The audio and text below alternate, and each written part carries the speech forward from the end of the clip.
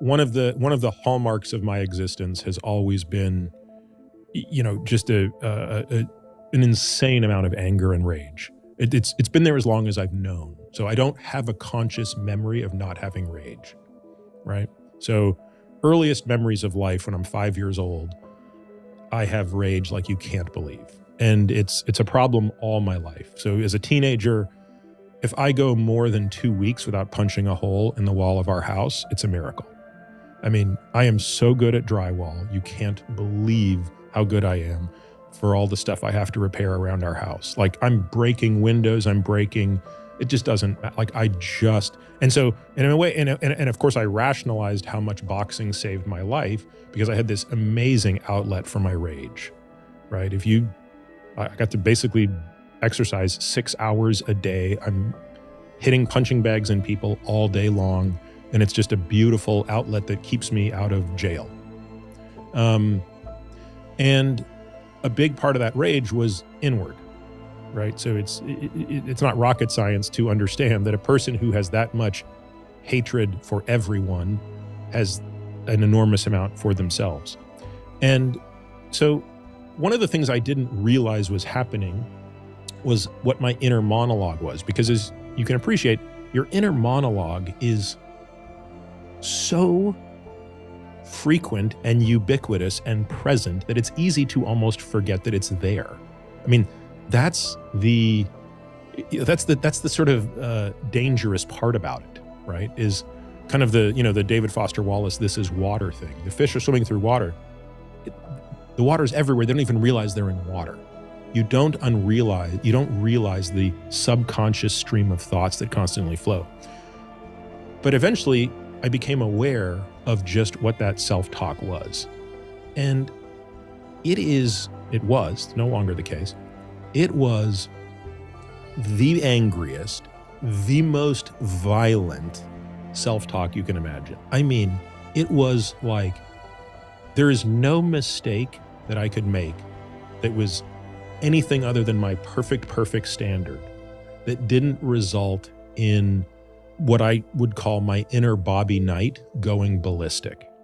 So it just didn't matter. Like it sounds silly, Andrew. It didn't matter. If I didn't perfectly cook a steak, if I didn't perfectly nail something I was doing, if I didn't do anything that was perfect at what I described as match grade perfect, I mean, I would want to beat myself to a pulp and I would scream at myself. I mean, it's hard to describe, and I hope that most people listening to this don't understand what that feels like. Well, it became very clear that had to change, because when you hate yourself that much, by definition, you are going to be an insufferable prick to everybody else. Like, because you're just, that's going to spill into how you interact with the world. So I, was working with a therapist who was one of the people who was sending me to this place in Arizona. And basically it became clear that, they proposed that I could shed this trait if I was willing to do a certain amount of work. And I was like, there's no chance. Like, I'm 47 years old. This is the only way I've ever interacted with myself. How in the world could this be undone? It would take another 40 years to undo this. And they're like, no, here's this exercise you're gonna do. So the exercise was, every single time I did something where I would have that self-talk, I would have to immediately stop myself and pretend that it wasn't me that just did that, but it was one of my closest friends. And instead, I would audibly speak to that person. There was nobody else there, but speak to that person as though they are the one that made the mistake. And I was to record that on my phone. So if I'm out there shooting my bow and arrow and I don't get a bullseye, instead of screaming at myself, I have to say, oh, imagine it's my buddy JR who just missed that shot. What would I say to him? Pick up the phone, or pull out the phone and say, of course, something different. And of course, what I would say in that situation was much kinder. I mean, infinitely kinder. It's like, if I'm saying it to my closest friend, I'm going to say it in a very kind way. And I had to take a copy of that audio and text it to my therapist.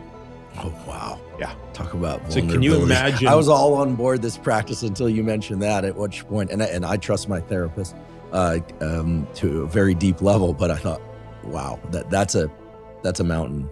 Well, this poor person got a lot of text messages, a lot of audio files. But here's the part that just blows my mind. It only took, I don't know, I can't remember exactly. I'd have to go back to look at my journals. It only took about 4 months to get rid of Bobby Knight. Like, again, we had kind of a mental model for what this looked like, which was Bobby Knight was the chairman of the board.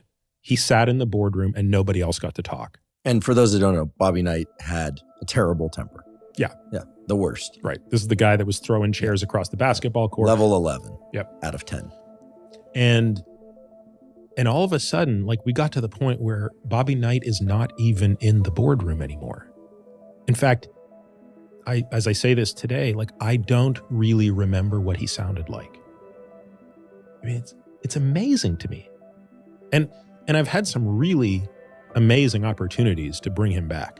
Like, it's not like I'm making fewer mistakes, right? It's not like I'm better today than I was 3 years ago at all the things that I do. I'm not. I'm actually probably worse in many regards. But the difference is, I can communicate with myself.